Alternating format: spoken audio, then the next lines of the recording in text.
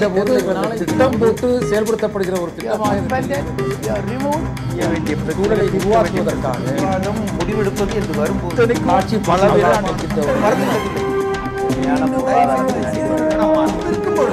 எதிர்த்து பேசிட்டு வணக்கம். நேர்பட பேசு நிகழ்ச்சியின் மூலம் மீண்டும் உங்களை சந்திப்பதில் மகிழ்ச்சி. மகாத்மா காந்தி தேச தந்தை என்று இந்தியர்கள் அனைவராலும் புகழப்படும் மகாத்மா காந்தியை சுட்டு கொலை செய்த நாத்துராம் கோட்சே ஒரு தேச பக்தர் என்று பாரதிய ஜனதா கட்சியின் எம்பி சாக்ஷி மகராஜ் என்பவர் கூறிய கருத்து நாடு தழுவிய அளவில் பெரும் சர்ச்சையை கிளப்பியிருக்கிறது. இது நாடாளுமன்றத்தின் இரு அவைகளிலும் கூட எதிரொலித்திருக்கிறது. தாம் அவ்வாறு பேசவில்லை என்றும் தமது பேச்சுக்காக அவர் வருத்தமும் மன்னிப்பும் கோரியிருக்கிறார். தேச தந்தையை இப்படி பேசுவது முறைதானா என்று எதிர்க்கட்சிகள் கேள்வி எழுப்பக்கூடிய இந்த வேளையில் இதற்கு முன்னதாகவும் கூட பல அமைச்சர்கள், ஒரு நாடாளுமன்ற உறுப்பினர் ராமர் பிள்ளைகள் யார், முறை தவறி பிறந்தவர்கள் யார், இவர்களுக்கு யாருக்கு வாக்கு என்பதாக பேசி அவர் மன்னிப்பு கேட்டார். அதுவும் நாடாளுமன்றத்தில் எதிரொலித்தது. ஒருவர் பின் ஒருவராக சர்ச்சைக்குரிய விஷயங்களை பேசி அடுத்து எதிர்ப்பு கிளம்பும் போது அவர்கள் வருந்துவதும் மன்னிப்பு கோருவதுமான செயல் தொடர்வது எதனால்? மன்னிப்பு கோரியதோடு இந்த பிரச்சனை முடிந்துவிட்டது என்று விட்டுவிட வேண்டுமா, அல்லது மதச்சார்பின்மை என்ற ஒரு அடித்தளத்திற்கு ஆபத்து வைக்கக்கூடிய அளவிற்கான முன்னோட்டங்கள் முன்னெடுக்கப்படுகின்றனவா? விவாதிக்கலாம். நம்மோடு எழுத்தாளர், அரசியல் விமர்சகர் திரு ஞானி, சமூக ஆர்வலர் பானு கோம்ஸ், மார்க்சிஸ்ட் கம்யூனிஸ்ட் கட்சியின் திரு பாக்யம், பாரதிய ஜனதா கட்சியின் திரு SR சேகர். வணக்கம். ஞானி, கோட்சே இதற்கு முன்னால் கீதை, சமஸ்கிருதம், ஹிந்தி, தொடர்ச்சியாக இது மாதிரியான ஒரு கலாச்சார தளத்திலான சர்ச்சைகள் தொடர்ந்து வந்த வண்ணமே இருக்கிறது. இதை பாரதிய ஜனதா கட்சியின் மூத்த தலைவர்கள் சுஷ்மா ஸ்வராஜும் பேசுகிறாங்க, சாதாரண எம்பிக்கள் முன் பெரிதாக அறிமுகமாகாதவர்களும் பேசுகிறாங்க. இது அவங்க தங்களுடைய கொள்கை நிலையை வெளிப்படுத்துகிறாங்கன்னு பார்க்கிறதா, இல்லை தற்செயலாக இப்படி பேசுகிறாங்கன்னு எடுத்துக்கிறதா, இல்லை திசை திருப்புறதுக்காக இதை செய்கிறாங்கன்னு எடுத்துக்கிறதா? நிச்சயமாக திசை திருப்பதற்கு அல்ல. இது கொள்கை நிலைங்கிறது ரொம்ப தெளிவான விஷயம். இதுதான் அவர்கள் கொள்கை நிலை. அந்த கொள்கை நிலையில தான் பேசுகிறாங்க. ஆனால் வேறு எப்போதும் பேசியதை விட இப்போது பேசுவதற்கு முக்கியமான காரணம், இந்த முறை பாரதிய ஜனதா கட்சிக்கு மிகப்பெரிய பெரும்பான்மை கிடைத்து ஆட்சியில் இருக்கிறது. அடுத்த 4-5 ஆண்டுகளுக்கு அது பலமாக ஆட்சியில் இருக்கக்கூடிய ஒரு சூழ்நிலை இருக்கிறது அல்லவா? இதை பயன்படுத்தி கொண்டு வேறு எப்போதும் இருந்ததை விட இப்போது அதிகமாக தங்களுடைய கொள்கையை செயல்படுத்துவது என்பதை நோக்கி தாங்கள் நகர முடியும் என்று அவர்கள் மிக உறுதியாக நம்புகிறார்கள். அதற்காக அவற்றை ஒவ்வொரு கட்டமாக நகர்த்தி கொண்டு போவதற்கு இப்படிப்பட்ட பேச்சுக்களை அவர்கள் பயன்படுத்துகிறார்கள். அப்படிதான் இதை பார்க்க வேண்டும்.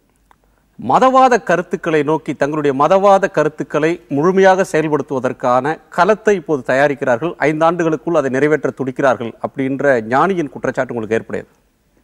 அந்த மாதிரி பார்க்க முடியுமாங்கிறத விட ஒவ்வொரு கட்சியும் ஆட்சிக்கு வரும்போது அவங்க ஐடியாலஜியை முன்னெடுப்பாங்க பெரிய அளவில்.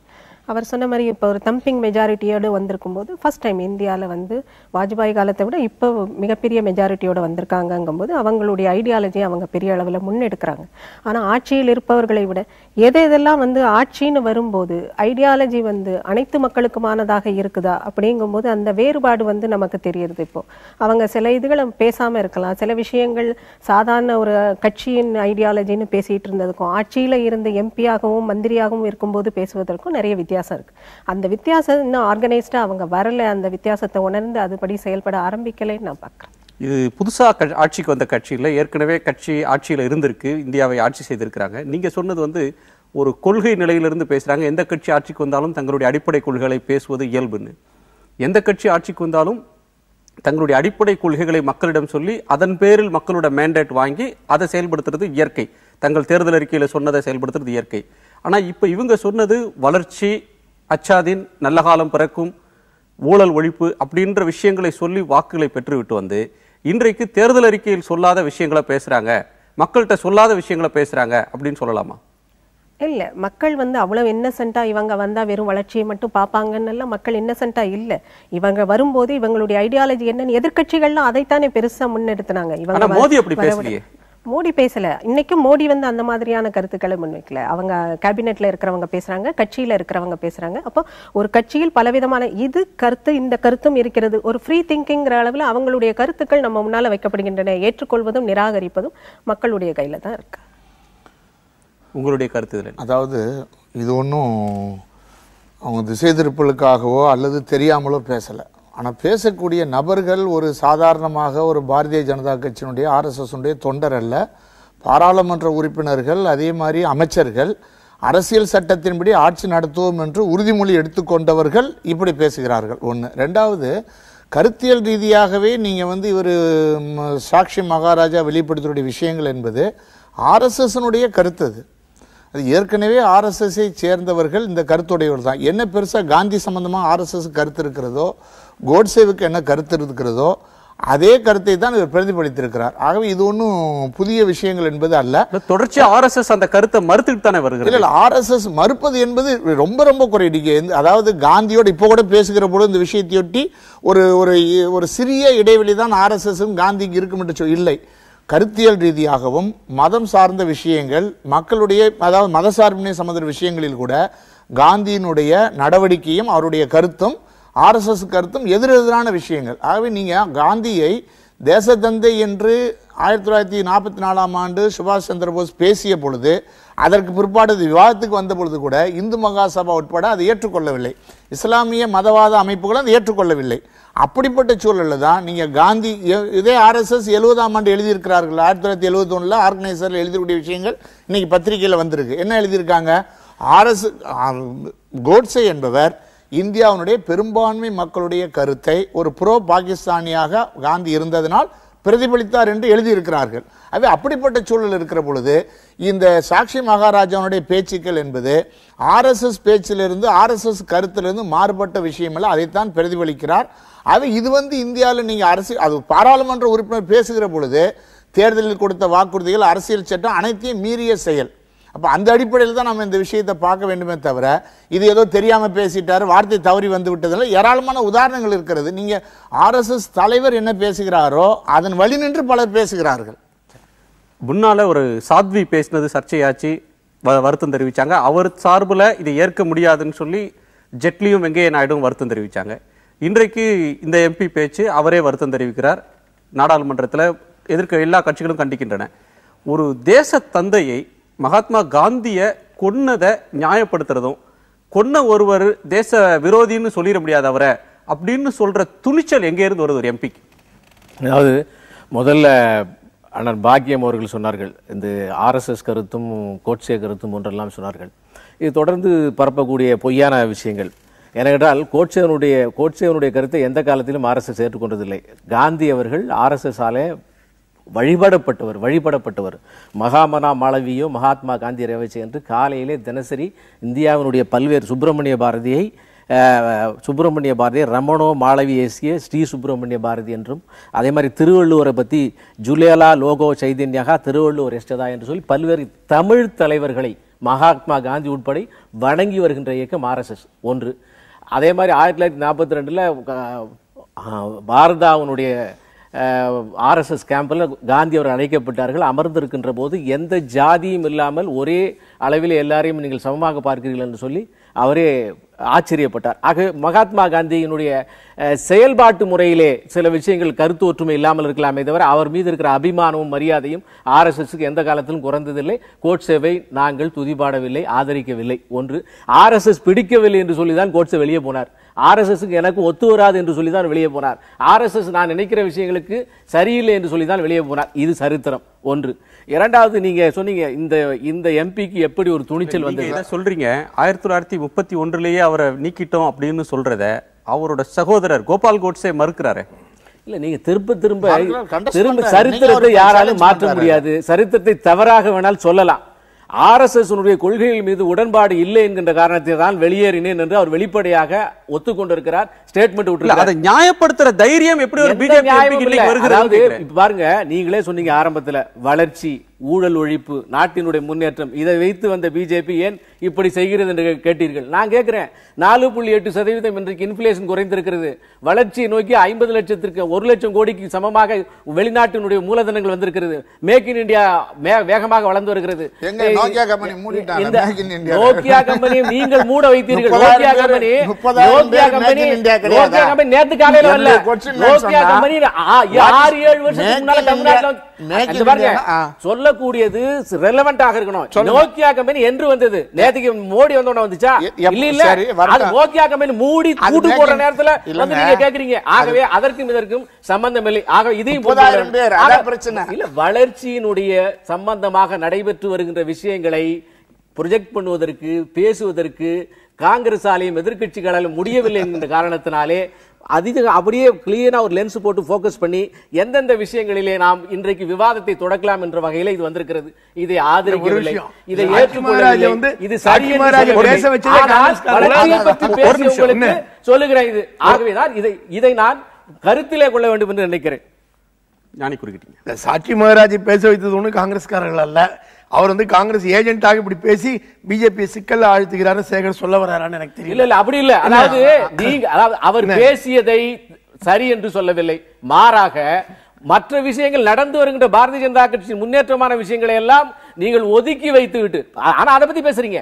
வளர்ச்சி, அதற்காக வளர்ச்சி நீங்க இப்போ ப்ரொஜெக்ட் பண்ணலையே. ஊழல் ஒழிப்பு, ஊழலே இல்லையா சொல்ல மாட்டேங்கிறீங்களே. ஆக நீங்கள் சொல்லுவதெல்லாம் என்ன? இதே மாதிரி பேசுகின்ற பேச்சு, இந்த பேச்சுக்களை நாங்கள் உடன்படவில்லை. உங்க கட்சிக்காரங்கள்ட்ட சொல்ல வேண்டிய விஷயம். உங்களுடைய கட்சிக்காரர்கள் அதற்கு பின்னாலே வேற பேசுவதற்கு சமாச்சாரம். நீங்க எதை வேணாலும் பேசிரலாம். நீங்க பேசிட்டு நான் வருத்தம் தெரிவிக்கிறேன், அந்த பொருள்ல பேசல அப்படின்னு சொல்லிட்டா எதிர்க்கட்சிகள் வேற யாருமே வந்து எதுவுமே கேட்க கூடாது. கேட்பதற்கு, வளர்ச்சி சம்பந்தமாக பேசுவதற்கு, இந்த அரசை குறை சொல்வதற்கு உங்கள்ட்ட சமாச்சாரம் இல்லையே. நீங்க மூடிய நோக்கியாவே பூட்டு போட்டதற்கு பின்னாலே வந்து கேக்குறீங்களே தவிர இன்றைக்கு இருக்கிற விஷயத்துல சொல்லுங்க. 6 மாத காலத்திலே இந்த அரசு வளர்ச்சியில எங்க தடைப்பட்டு அடானியினுடைய வளர்ச்சி இருக்கிறது, அம்பானியினுடைய வளர்ச்சி இருக்கிறது, இந்தியாவுடைய வங்கிகளில் அவர்கள் தாராளமாக லோன் வாங்குறதுக்கு வளர்ச்சி இருக்கிறது, இந்த நாட்டில் 500க்கு மேற்பட்ட முதலாளிகளுக்கான வளர்ச்சி இருக்கிறது.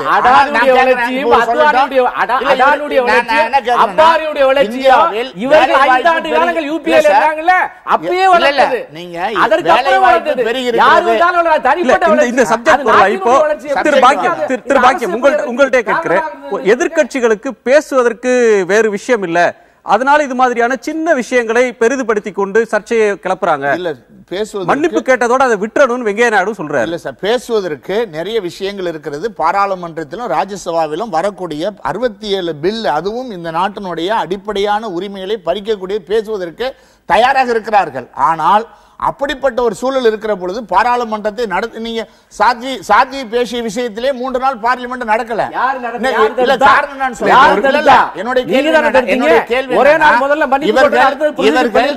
அந்த அஜெண்டாவை பேச விடாமல், அதை விட ஒரு நீங்க சொன்ன மாதிரி ஒட்டுமொத்தமாக மக்களை மோத விடக்கூடிய அரசியல் சட்டத்துக்கு விரோதமான விஷயத்தை தொடர்ந்து நாட்டினுடைய வெளியுறவுத்துறை அமைச்சர் கேட்டா அவர் என்ன சொல்றாரு? அந்த அம்மா ஜோதி பேசின விஷயத்தை ஒரு மந்திரி பேசுகிறார். முதல்ல வந்து அவங்க தலித்துனாங்க, தலித்து இல்லைன்னு சொன்னா கிராமத்து பெண்ணுன்றாங்க, கிராமத்து பெண்ணெல்லாம் இப்படிதான் இருப்பாங்கன்ற முத்திர குத்துறா மாதிரி ஒன்றையும் என்ன செய்கிறார் என்று சொன்னால், ஒட்டுமொத்தமான மக்களுக்கு மோதலை ஏற்படுத்தக்கூடிய விஷயத்தில் கொண்டு வருகிற பொழுது அந்த அஜெண்டாவை விட இது ஒரு முக்கியமான அஜெண்டாவா மாறுது. ஒரு பாராளுமன்ற அமைச்சர் பேசுகிற பொழுது அந்த அமைச்சர் பேசுவதை பாராளுமன்றத்தில் தான் பேசணும், வெளியில பேச முடியாது. இவர் சொல்ற மாதிரி நாங்க ஒண்ணு பேசுவோம், எது வேணா கீழே போய் தேர்தலுக்காக டெல்லியிலயோ வெளியிலயோ மோத விடுவோம், நீங்கள் பேசக்கூடாது, நாங்க சொல்லுதான் பார்லிமெண்ட்ல பேசணும்னு சொன்னார்னா அது நியாயம் இல்லை. ஏராளமான விஷயங்கள் மக்கள் பிரச்சனை விவாதிக்க வேண்டிய தேவை இருக்கிறது. இந்த சூழலில் தான் இப்படிப்பட்ட விஷயங்களை இவர்கள் பேசுகிறார்கள். இதுவும் மக்களை ஒற்றுமைப்படுத்துவதற்கு முக்கியமான விஷயம், ஆக புறக்கணிக்கூடிய விஷயம் அல்ல. இவர் அதை பேசுங்க அஜெண்டா சொல்றாரு, அதை பேசணும்னா நீங்க இதெல்லாம் பேசாம இருக்கணும். அதாவது பாராளுமன்றத்தை முடக்கியது இவர்கள், மக்களை ஒற்றுமைப்படுத்த விடாமல் இந்த விஷயத்தை மத சார்புள்ள விஷயமாக மக்களிடையே ஒற்றுமையை காங்கிரஸ் ஆட்சி காலத்துல பிஜேபி பாராளுமன்றத்தை முடக்கவே இல்லைன்னு சொல்ல முடியுமா? அன்றைக்கு பாராளுமன்றத்தினுடைய அலுவல்களிலே உள்ளே உட்கார்ந்து பேசி இதை பற்றி வெளியிலே பேசுவோம் என்று ஏற்றுக்கொண்ட விஷயத்தை வெளியிலே வந்து பாராளுமன்றத்துக்குள் பேசுகின்ற போது அதற்கு அனுமதி கொடுக்காத காரணத்தினாலே பேசப்பட்டது.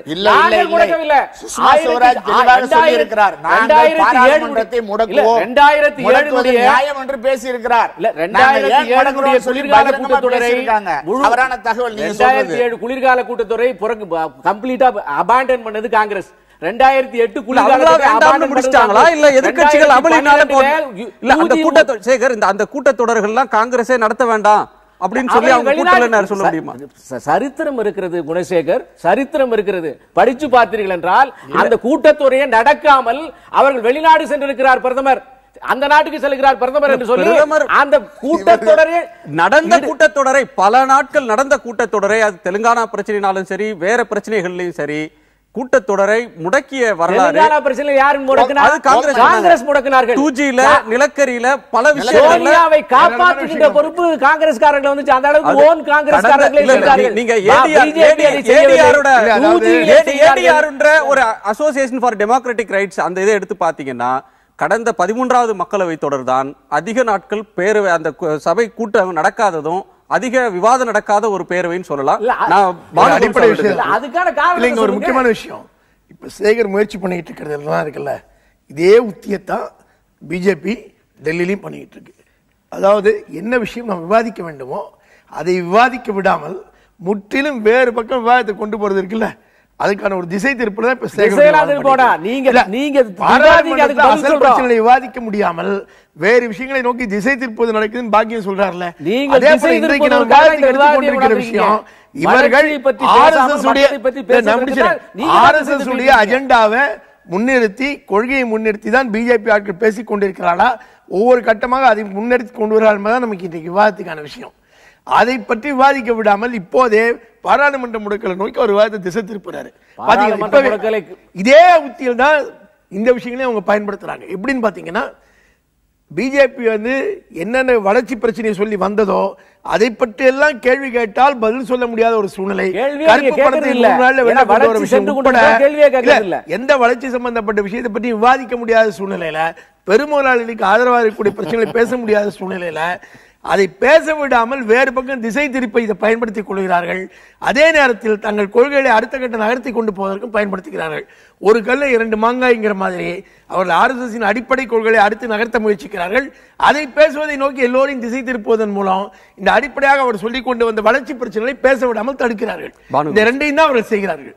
பிரதமர் மோடி வளர்ச்சி அப்படின்ற விஷயத்தை முன்னிறுத்தி வந்தார். அவர் நாடு முழுக்க அவரை வைத்து பேசின பாஜகவும் பாஜகவுக்கு ஆதரவாக செயல்பட்டவர்களும் குஜராத்தில் சிறந்த நிர்வாகத்தை கொடுத்தார், வளர்ச்சியை பெற்ற மாநிலமாக்கினார். அது மாதிரி இந்தியாவை ஆக்குவாங்க அப்படின்ற ஒன்றும் கருப்பு பணத்தை மீட்டு கொண்டு வருவோம், சிறந்த நிர்வாகம் இருக்கணும்ன்ற பேச்சு இருந்தது. இன்றைக்கு தனக்கு கீழ் இருக்கக்கூடிய அமைச்சர்கள், தன் கட்சியைச் சேர்ந்த எம்பிக்கள், தன் கட்சியைச் சேர்ந்த ஆளுநர் உத்தரப்பிரதேசத்தை சேர்ந்தார். அவர் வந்து அயோத்தியில ராமர் கோயிலை இன்னும் 5 ஆண்டுகளுக்குள்ள கட்டி முடிச்சிருவோம், அதற்கான வேலைகள் தொடங்கிட்டோம், அதுதான் நாட்டு மக்களோட விருப்பம் அப்படின்னு சொல்லி ஒரு ஆளுநர் பேசுறார். ஒரு கண்டென்ஷியஸ் இஷ்யூ உச்சநீதிமன்றத்தில் வழக்குல நிலுவையில் இருக்கிற ஒன்றின் மீது ஆளுநர் இப்படி ஒரு கருத்தை சொல்றாரு. இப்படி ஆளாளுக்கு ஒன்று பேசி ஆட்சியின் பாதை கவனம் திசை திருப்புறத பிரதமர் கண்டிக்கணுமா வேண்டாமா? கண்டிக்கணும். இதுவரை கண்டிச்சிருக்காரா? கண்டிச்சிருக்காராங்கிறத விட அவங்க வந்து இன்னும் ஆர்கனைஸ்டா ஆகல அப்படிங்கிறத தான் நான் பாக்குறேன். ஏன்னா அந்த சாத்வி பேசினதுக்கு பார்லிமெண்ட்ல பிரதமரே வந்து அதுக்காக மன்னிப்பு கேட்கிறார், அந்த இதை வந்து நீங்க இது பண்ணுங்கன்னு சொல்றாரு. ஆக அந்த அளவுக்கு பார்லிமெண்ட்டை முடக்கினது மூலமா அவர் உடனே இறங்கி வர. இதுக்கு முன்னால நம்ம காங்கிரஸ் UPA அரசாங்கத்துல நம்ம பார்த்தப்போ பல விஷயங்களுக்காக பார்லிமெண்ட்ல பெரும் கூச்சலும் குழப்பமும் இருந்தப்போ, இந்த 2G வழக்காகட்டும் இல்ல கோல் ஸ்கேம் ஆகட்டும், எந்த விஷயத்துக்கும் பிரதமர் வந்து வாயை திறந்து ஒரு பதில் கூட சொல்லாத ஒரு நிலையை நம்ம பார்த்தோம். அதிலிருந்து நிறைய ஸ்டேட்மெண்ட் படிக்கிறது இல்ல. நீங்க இதுல சம்பந்தப்பட்டிருக்கீங்களா, ஏன் இந்த இதுல உங்களுடைய பேர் அடிபடிக்கிறது, ஏன் அந்த விசாரணைக்கு வரமாட்டேங்கிறீங்கன்னு கேள்விக்கு கூட அவர் பதில் சொல்ல தயாராக இல்லை. பிரதமர் வரமாட்டார்னு இன்னொருத்தர் சொல்றாங்க, பிரதமர் பேச மாட்டார் அது குறித்து, பார்லிமெண்ட்ல வந்தாலும் அதை பத்தி பேசாத ஒரு நிலையை தான் சொன்னாங்க. அதனாலதான் அவரை மௌன் மோகன் பேசாத விஷயங்களும் ஒரு பட்டியல நீள பட்டியல போடலாம். ஆனா இன்னைக்கு மோடி வந்து நீங்க சர்ச்சைக்குரிய விஷயத்துல அவர் கேட்டாரான்னு கேட்டீங்க, அதுக்கு மாத்திரமே பதில் இது. அதுக்குள்ள மோடி வந்து இந்த சாட்சி விஷயத்துல வந்து இதெல்லாம் முக்கியமில்லாத விஷயம் நினைக்கிறாரா? இதெல்லாம் பேசி தன் கட்சிக்காரர்களை கட்டுப்படுத்தணும், நாட்டின் கவனம் வேற விஷயங்களை திசை திரும்ப கூடாது, போக்கஸ்டா இருக்கணும்னு நினைக்கிற ஒரு பத்தியோ உளவு பார்த்த பெண், ஒரு பெண்ணை உளவு பார்த்த பிரச்சனை பற்றி இன்னி வரைக்கும் மோடி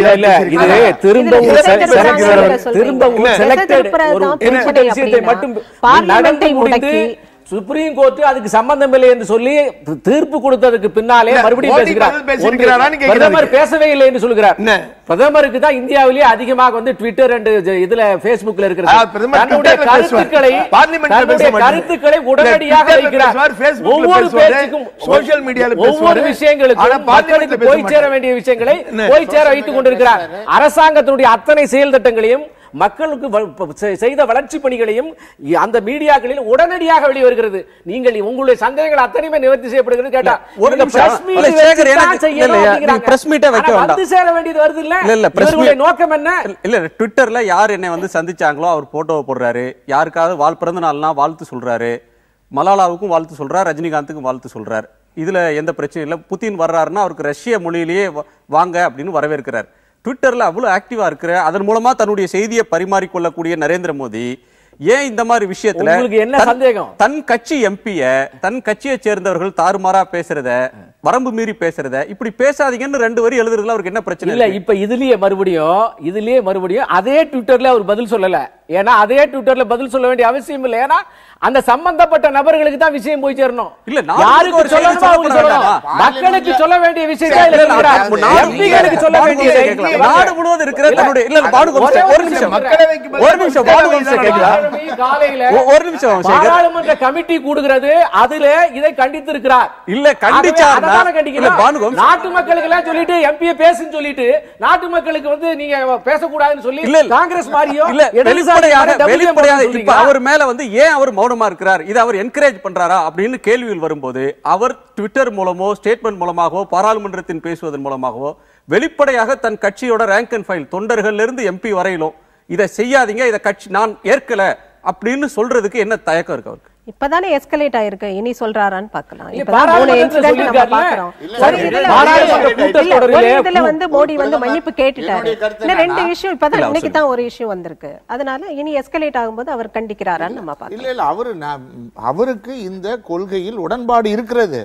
ஒருவரா 2 பேரா சொல்றதுக்கு சுஷ்மா ஸ்வராஜ் பேசி முடிச்ச உடனே ஜோதி பேசணும்னு சுஷ்மா ஸ்வராஜ் பேசுறாங்க. அவரு பேசின உடனே நம்ம நாட்டில் ஒரு அமைச்சர் என்ன சொல்றாருன்னு சொன்னா, அமைச்சர் பேசுறாரு அஸ்ட்ரானாமியை விட நாங்க வானியல் அப்படின்ற விஷயத்துக்கு நிதி ஒதுக்குவதை விட வானசாஸ்திரத்துக்கு ஒதுக்கலாம், ஏன்னா அதான் முன்னாடியே கண்டுபிடிச்சது, அதுக்கு அதிகமாக முக்கியத்துவம் கொடுக்கலான்னு பேசுறாரு. நீங்க உரத்துக்கு மானியம் கொடுத்தீங்கன்னா மாட்டு சாணத்துக்கு மானியம் கொடுத்து ஒரு மந்திரி பேசுறாரு. நீங்க இப்ப உங்க பேச்சுக்கெல்லாம் என்ன பாத்தீங்கன்னு சொன்னா ஒட்டுமொத்தமாகவே இந்த மாதிரி விஷயங்களை ஊக்கப்படுத்தக்கூடிய கருத்துக்கள் தொடர்ந்து வந்து எத்தனை பேருக்கு ஒரு பதில் சொல்லுவாரு? அவருக்கே பல விஷயங்களை ஒரே கருத்தின் மூலமாக எல்லா சர்ச்சைக்கும் முற்றுப்புள்ளி வைக்கிறாங்க. கருத்துக்களை தான் இவங்க எல்லாம் விதவிதமா சொல்லிட்டு இருக்காங்க. நீங்களே பதில் சொல்லிக்கிட்டீங்கன்னா அதுக்கு என்ன பண்ண முடியும்? நீங்களே கேள்வி கேட்டு நீங்களே பதில் சொல்லிங்க. பிரதமர் பதில் சொல்லவில்லை. பிரதமர் பாராளுமன்றத்திலே கண்டித்திருக்கிறார், பார்லிமெண்ட் கூட்டத்திலே கண்டித்திருக்கிறார். ட்விட்டர்ல போட்டு முதல் பக்கத்துல ஒரு விஷயத்தை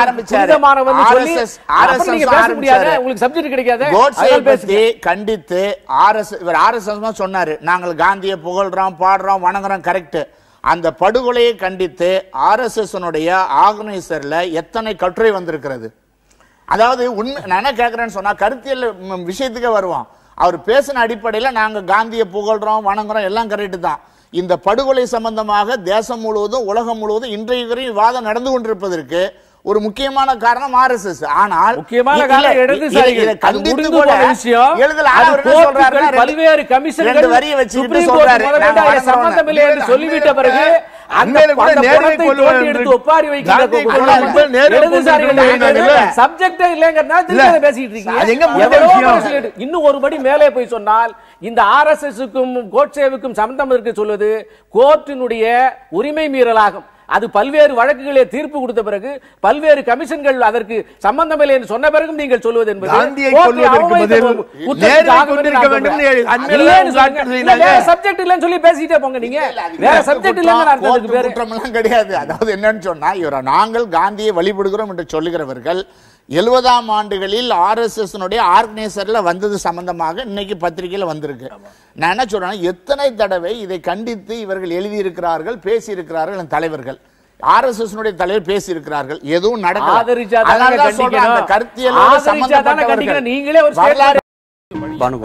பொதுவாக தேசபக்தி அப்படின்ற ஒன்றுக்கு இவர் தேசபக்தர் இவர் தேசபக்தர் அல்ல அப்படின்ற ஒரு சான்றிதழை தர்றது யாரோட வேலை அப்படின்றது ஒரு கேள்வி இருக்கிறது. ஏன்னா சிலர் ஒவ்வொருவருக்குமான சான்றிதழை தரக்கூடிய நிலையை பல்வேறு அமைப்புகள் தங்கள் கையில் எடுத்துக்கிறாங்க. தமிழர் யார், தமிழர் அல்லாதவர் யார், இந்த புறம் பார்த்தீங்கன்னா மதச்சார்பற்றவர் யார், மதச்சார்பில் இல்லாதவர் யார், மதவாதி யார், இன்னொன்று அவங்க போலி மதச்சார்பின்மைவாதிவர் அப்படின்னு சொல்லி யார் உண்மையான மதச்சார்பின்மைவாதி யார் போலி மதச்சார்பின்மைவாதி, இந்த சர்ச்சைகள்லாம் ஒவ்வொருத்தரும் அவங்கவுங்களுக்கான லேபிளை வச்சு இது பண்ணுறாங்க. இப்போ இவர் பேசின இந்த பேச்சை சாக்ஷி மகாராஜ் பேசின பேச்சை அவருக்கான கருத்து சுதந்திரம் அப்படின்னு பார்க்க முடியுமா? இல்லை, நாம் அந்த இதுக்கு நோக்கி தான் போகணும். ஏன்னா டாலரன்ஸ் வேணும் அப்படின்னா நீங்கள் மோசமான கருத்துக்களாக இருந்தாலும் ஒருவருடைய கருத்துக்களை சொல்லக்கூடிய ஸ்பேஸ் வேணும். அப்போ தான் மக்கள் இன்ஃபார்ம்டாக இல்லை, மக்கள் எல்லாம் சோற்றால் அடித்த பிண்டங்கள்னு சொல்லிட்டு இன்னொரு பக்கம் அவர்களை அப்படியே வைத்திருக்கிற ஒரு நிலையத்தான் நாம் இன்னைக்கு பார்க்குறோம். என் கருத்தோட ஒத்துக்கணும், இல்லைன்னா நீங்கள் சோற்றால் அடித்த பிண்டங்கள்ங்கிற மாதிரி. அப்படி அல்ல, மக்களுக்கு எல்லா ஃபேக்டையும் முன்னால் வைக்கிறோம். எல்லா மோசமான கருத்துக்கள் நல்ல கருத்துக்கள்னு எல்லா கருத்துக்களையும் அவங்க முன்னால் வைக்கணும். அவங்க செலக்ட் பண்ணணும், அவங்க யோசிக்கணும் இந்த கருத்து சரியா இந்த கருத்து சரியா. ஒரு இன்ஃபார்ம்டு சொசைட்டி அப்படித்தான் கிரியேட் ஆகும்.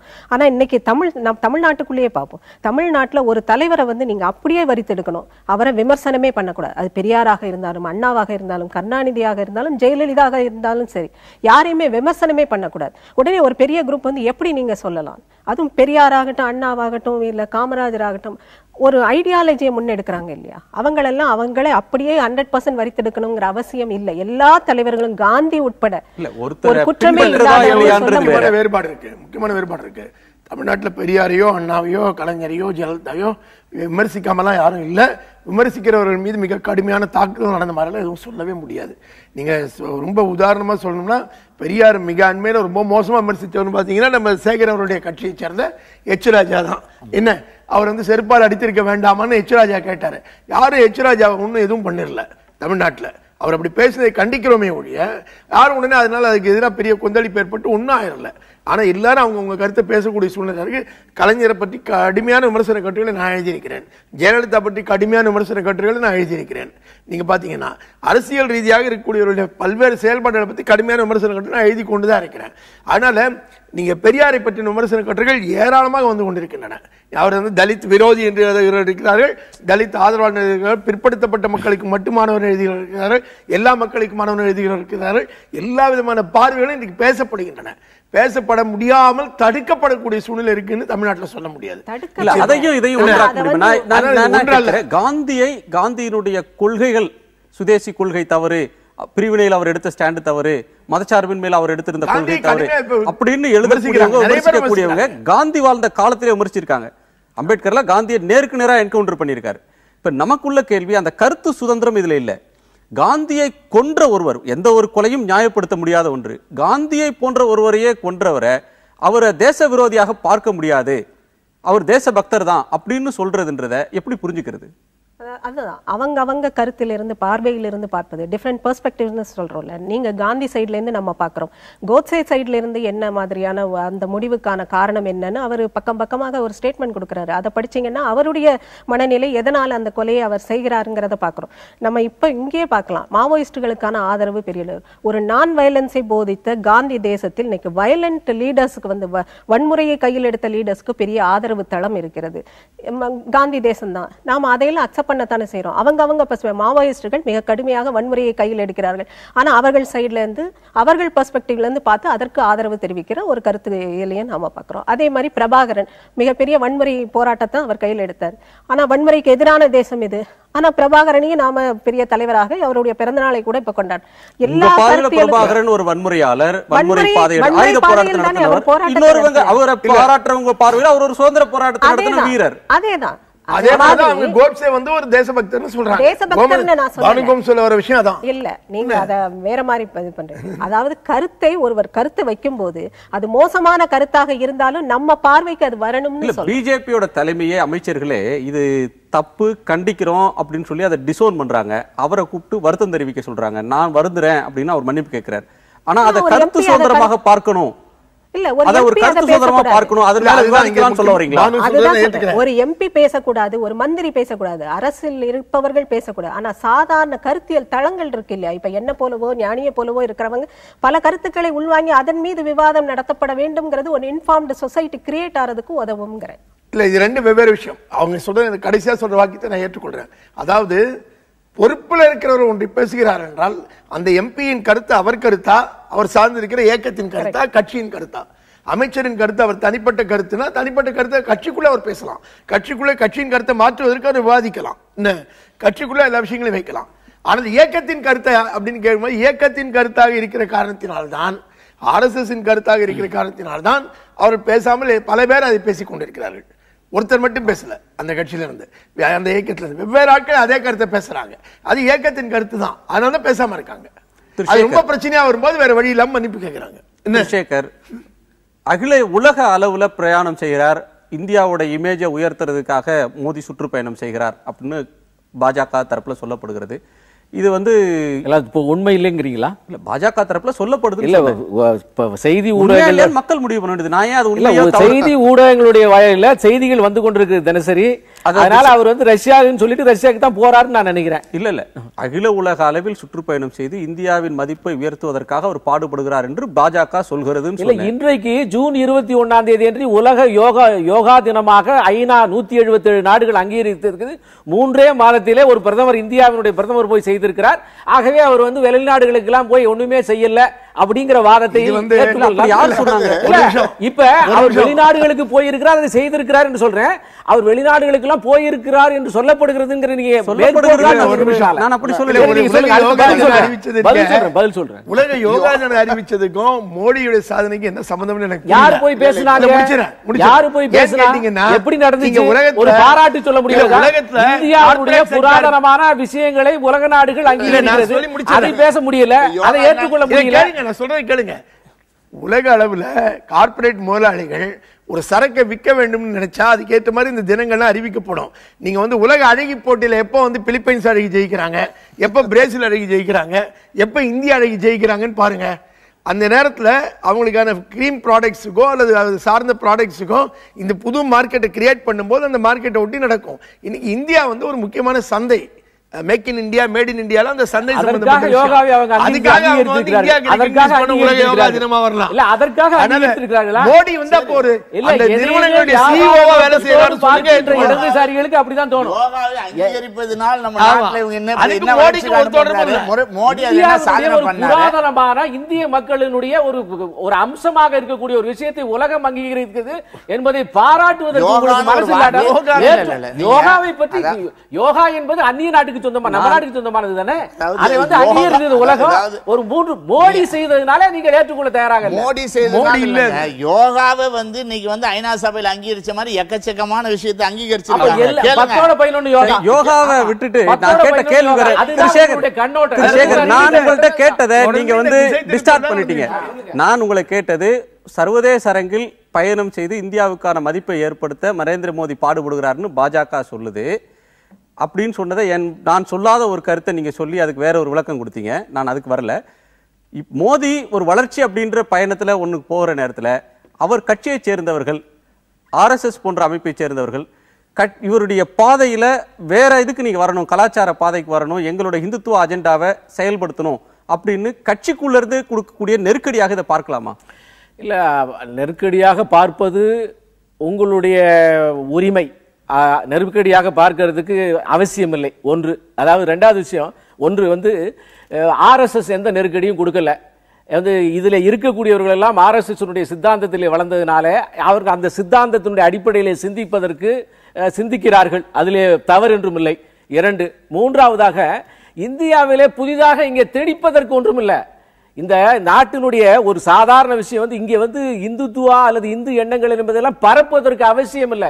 ஏற்கனவே எல்லாருமே ஃபாலோ பண்ணிட்டு இருக்காங்க, அவரவர்கள் ஃபாலோ பண்ணிட்டு இருக்காங்க. டிவியில போடக்கூடிய சீரியல்ல உலகத்திலே அதிகமா பார்க்கப்பட்டது ராமாயணம் தான், மகாபாரதம் தான், இன்னைக்கும் அனுமான் தான். ஆக வந்து இது புதிதாக மோடியோ பிஜேபியோ வந்து திணிக்கின்ற விஷயங்கள் அல்ல.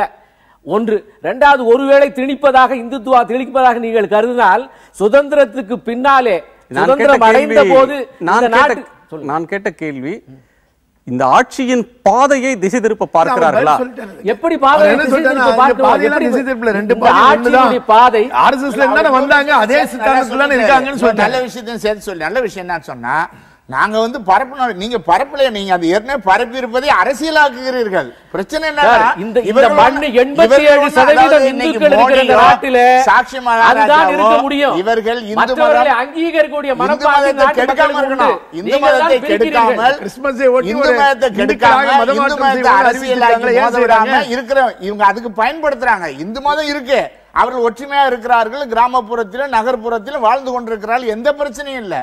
அதுல பிரச்சனையை உருவாக்கி எல்லாரும் படித்து கொண்டிருக்கக்கூடிய ஒரு நூலை புனித நூலாக்கி அதை யாரும் பேச விடாம இப்படி மாற்றி கொண்டிருக்கக்கூடிய வேலைகளை அரசியல் படுத்த. அதாவது கீதையிலே முதல்ல ஒரு பாருங்க, அதாவது டிஸ்டார்டிங் த ஃபேக்ட். அந்த சுஷ்மா அவர்கள் பேசியது புனித நூலாக்க வேண்டும் என்று சொல்லவில்லை, புனித நூலாக்க ஒரு ஆலோசனை சொல்லி. இரண்டாவது, மதம் பற்றியோ இந்துவை பற்றியோ கன்வர்ஷனை பற்றியோ எந்த விஷயங்களும் வரல. ஒரு கேள்வி கேட்கிறேன், அதாவது கீதையை பற்றி பேசுகின்ற நீங்கள் என்ன பேசினாங்க? யாரு? சுஷ்மா வந்து இந்தியாவுடைய புனித நூல் ஆக்குவதற்கு கீதையை ஆக்கலாமான்னு தான் கேட்டிருக்காங்க. ஆக்கலாமான்னு யார்கிட்ட கேட்டாங்க?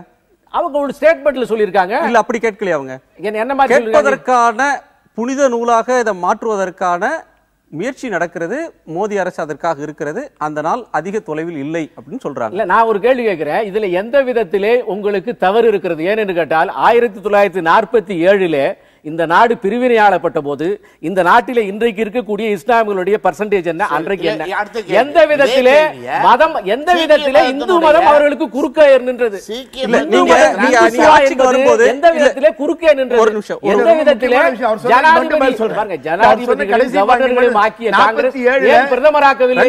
ஒரே குடும்பத்துக்கு சொந்தமாக பிரதமரை வைத்துக் கொண்டிருந்தார்கள், அலங்கார பொருட்களை கொடுத்து அவர்களை வைத்துக் கொண்டார்கள். முன்னேற்றத்துக்கு என்ன செய்தார்கள்? இந்தியா போன்ற ஒரு மதச்சார்பற்ற நாடுன்னு சொல்ல ஒரு நாட்டில் அதனுடைய புனித நூல் கான்ஸ்டிடியூஷன் தான், அரசியலமைப்பு சட்டம் தான், அனைத்து குடிமக்களுக்குமான ஒரு தேசிய நூல், நேஷனல் ஸ்கிரிப்ட் அப்படின்றது அதுவாக தான் இருக்க முடியும். ஆனால் ஒரு குறிப்பிட்ட மத நூலை எடுப்பது ஏன் அப்படின்ற ஒரு கேள்வி வருகிறது. அப்படி ஒரு மதம் சார்ந்த ஒரு நூலை எல்லோருக்கும் பொதுவான ஒன்றாக வைக்கலாமா அப்படின்ற கேள்வியும் இருக்கிறது. கோட்சே, கீதை, ராமர், சமஸ்கிருதம் தொடர்பான சர்ச்சைகள் தொடர்வது அவர்களுடைய கொள்கை நிலையா, திசை திருப்பும் செயலா அல்லது தற்செயலான பேச்சா என்ற கேள்வியை நேயர்கள் முன்னால் வைத்திருந்தோம். கொள்கை நிலை என்று 56% நேயர்களும், திசை திருப்பும் செயல் என 36% நேயர்களும், தற்செயலானது என்று 8% பேரும் கருத்து தெரிவித்திருக்கிறார்கள். அந்த நேயர்களுக்கு நன்றி. கோட்சேவை பொறுத்தவரையிலும் யார் அவர்களை ஒரு ஹீரோவாக பார்த்தாலும், தேசபக்தராக பார்த்தாலும், இன்னொரு பார்வை இருக்கிறது. அவர் ஒரு மத வெறுப்பு அரசியலுடைய வடிவம், அடையாளம் அப்படின்ற பார்வைதான் மிக பெருவாரியான மக்கள்கிட்ட பதிந்து விட்ட ஒன்று. ஏனென்றால் காந்தியின் மீது அந்த மக்களுக்கு கொண்டிருக்கக்கூடிய நேசம் காரணமாக. இப்போ கேள்வி வந்து பகவத்கீதையோ சமஸ்கிருதமோ இது மாதிரியான சர்ச்சைகள் தொடர்ந்து ஒரு விவாத பொருளாக இருக்கணும் அப்படின்னு பிஜேபி விரும்புதுன்னு சொல்ல முடியுமா? இல்லை, பிஜேபி விரும்புதுங்கிறத விட பிஜேபியுடைய தாய் அமைப்பான ஆர்எஸ்எஸ் அதுக்கு ஒரு கொள்கை இருக்கு. அந்த கொள்கையை படிப்படியாக நிறைவேற்றுவது தான் அவங்களுடைய திட்டம். அதனுக்கான ஒரு கருவி தான் பிஜேபி. அடிப்படையில் அந்த கருவியை இன்னைக்கு பிஜேபி ஆட்சியில் இருக்கிறது. அந்த கருவியை பயன்படுத்தி கொண்டு ஆர்எஸ்எஸ் உடைய கொள்கையை செயல்படுத்துவதை முயற்சி பண்ணுறது. அதில் இருந்தால் வந்தோம், அதில் இருந்தால் எல்லாருமே அதே மாதிரி தான் சிந்திக்கக்கூடியவர்கள் சேகர் ஏற்கனவே சொன்னார். அதனால் அதுதான் அவங்க முயற்சி பண்ணுறாங்க. அந்த கொள்கை என்ன? ஒற்றை மதம், ஒற்றை மொழி, ஒற்றை நூல், ஒற்றை புனித நூல், என்ன இந்த எல்லாம் அவருடைய அஜெண்டாவில் இருக்குது. அதுவாக தான் ஒவ்வொன்றையாக கொண்டு வராங்க. அதனால பகவத்கீதையை ஒற்றை நூலாக கொண்டு வர வேண்டும் பண்றாங்க. ஒற்றை மொழியாக சமஸ்கிருதம் தான் சின்ன ஒற்றை மதமாக இந்துத்துவான்னு ஒண்ணு சொல்லி முடிச்சு இப்படி ஒவ்வொன்றா அவங்க அஜெண்டாவை அடுத்த கட்டத்துக்கு நகர்த்திட்டு போறதுக்கு தான் இது பண்றாங்க. இதை பண்ணும்போது ஒவ்வொரு இடையும் பார்த்தீங்கன்னா டெஸ்டிங் தி வாட்டர்ஸ் ஆங்கிலத்தை சொல்லுவாங்கல்ல, அது மாதிரி ஆழம் பார்க்கறது, தண்ணி எப்படி இருக்குன்னு பார்க்கறது. என்ன அதுக்கு என்ன செய்யறாங்க, முதல்ல சேகரை விட்டு கொஞ்சம் பேச சொல்றது, சேகர் பேசுனதுக்கு என்ன ரெஸ்பான்ஸ் வருதுன்னு பார்க்க வேண்டியது. சேகர் பேசுறதுக்கு ரெஸ்பான்ஸ் ஒரு மாதிரி இருக்கா, சரி இவர் வேணாம் எச்ராஜாவை பேச சொல்லுவோம். எச்ராஜா பேசுறதுக்கு வேற மாதிரி ரெஸ்பான்ஸ், இலகணேசன் பேசிட்டோம், இல்லாட்டி தமிழிசை பேசிட்டோம். யார் யார் பேசுறதுக்கு என்ன ரெஸ்பான்ஸ் இருக்குன்றத பார்த்து அதுக்கு அடுத்த கட்டத்தில் இதுல விவாதம்லாம் நடந்து ஓஞ்சி போன பிறகு என்ன செய்ய விரும்புறாங்களோ அதை சைலண்டா ஒரு கவர்மெண்ட் ஆர்டரா நடைமுறையில் செஞ்சுட்டு போயிட்டே இருக்கிறது. வெள்ளோட்டம் பார்ப்பதுதான் நடக்குதுன்னு சொல்றீங்க. ஒரு பக்கம் வெள்ளோட்டம் பார்ப்பது, அடுத்து அது ஓய்ந்த பிறகு அமைதியாக இருக்கிற நேரத்தில் ஓசை இல்லாமல் காரியத்தை செய்து விடுவது. அப்படிதான் சிபிஎஸ்இ பள்ளிக்கூடங்களுக்குள்ள சமஸ்கிருதம் அப்படின்னா அவங்க பகவத்கீதை வெளிப்படையாகவே அறிவிச்சிருந்திருக்க முடியல. பெரும்பான்மை கொண்டிருக்கிற ஒரு அரசாங்கம் தானே, ஏன் வெள்ளோட்டம் பார்க்கல? அது வெள்ளோட்டம் பார்த்து விட்டு இந்த சலசலப்பு பிரச்சனை பரபரப்பு இந்த விவாதம் எல்லாம் ஓய்ந்ததுக்கு பிறகு வேற விதமா இருக்கும். இப்போ திருவள்ளுவரே எடுத்துக்கங்க, திருக்குறளை இந்தியா முழுவதும் எல்லா பள்ளிக்கூடத்தையும் அறிமுகப்படுத்த போறோம், கற்றுத்தர போறோம்னு ஒரு அறிவிப்பு பண்ணி தமிழ்நாட்டு மக்கள் கிட்ட பிஜேபி வேரூன்ற வைப்பதற்கான ஒரு முயற்சி நடந்துகிட்டு இருக்குல்ல. அதே நேரத்தில் அதை அறிவித்த அன்றைக்கே ஸ்மிருதி இரானி கூடவே சேர்த்து ஒன்று அறிவிக்கிறாங்க. அவங்க திருவள்ளுவர் மட்டுமும் சொல்லலை, என்ன இதர சாமியார்கள் இதர மத இலக்கியவாதிகளுடைய படைப்புகளையும் பள்ளிக்கூடங்களில் அறிமுகம் செய்யணும்னு சேர்த்து சொல்றாங்க. திருவள்ளுவரோட மட்டும் நிறுத்தல அவங்க ஸ்டேட்மெண்ட்ல, திருக்குறளோடு சேர்ந்து கூட அதெல்லாமும் வருதுன்னு சொல்றாங்க. வெளியில நமக்கு இங்க தமிழ்நாட்டில் திருக்குறள் பற்றி மட்டும் பேசப்படும். ஆனால் சைலண்டா நீங்க பாத்தீங்கன்னா அவங்க இன்னும் என்ன லிட்டரேச்சர்லாம் உள்ள கொண்டு வருவாங்கன்னு போக போக பள்ளிக்கூட திட்டத்துக்குள்ள போனா தெரியும்.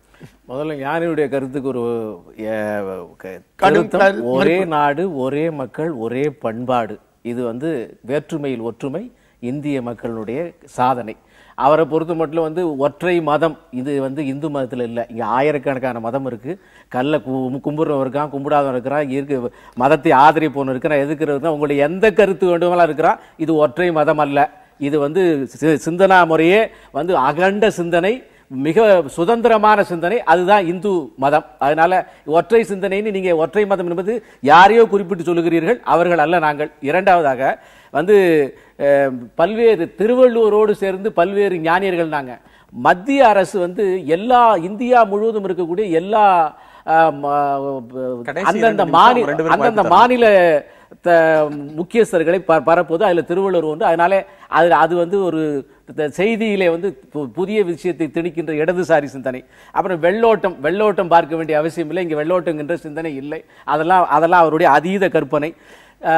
ஆகவே இந்த விஷயத்துல இதுல வெகு சிறப்பாக உண்மையாக இதே மாதிரியான இதுல கீதையை பொறுத்த மட்டிலே அது அங்கே மதம் சொல்லப்படவில்லை, அங்கே வாழ்க்கை முறை மட்டும் தான் சொல்லப்பட்டிருக்கிறது. அது அவருடைய கருத்தாக சொல்லியிருக்கிறார்கள். எல்லா இந்துக்களும் ஏற்றுக்கிறார்களா? கீதையை மற்ற மதத்தவர்கள் ஏற்பது இருக்கட்டும். திருசேகர் நேரம் இல்ல, கள்ளழகர் ஆற்றில் இறங்கும் போது திருசேகர் நேரம் இல்ல சொல்லுவாங்க.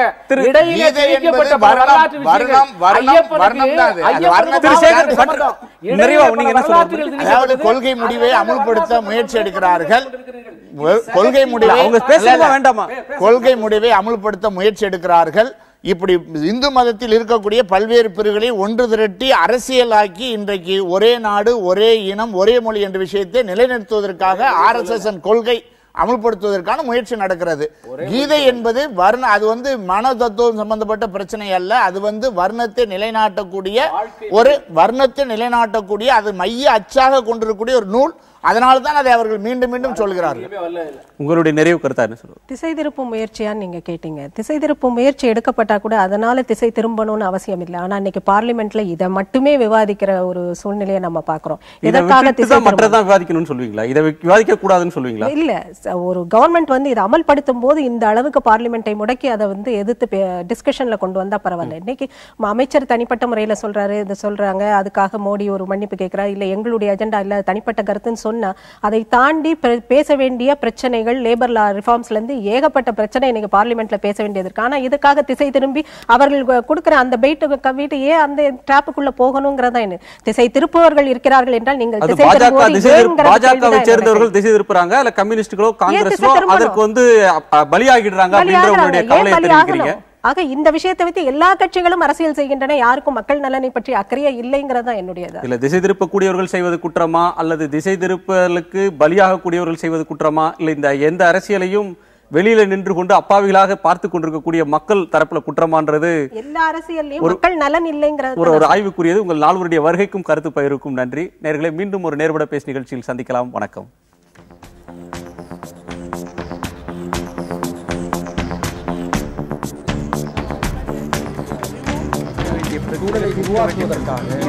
முடிவெடுப்பது என்று வரும்போது ஆட்சி பல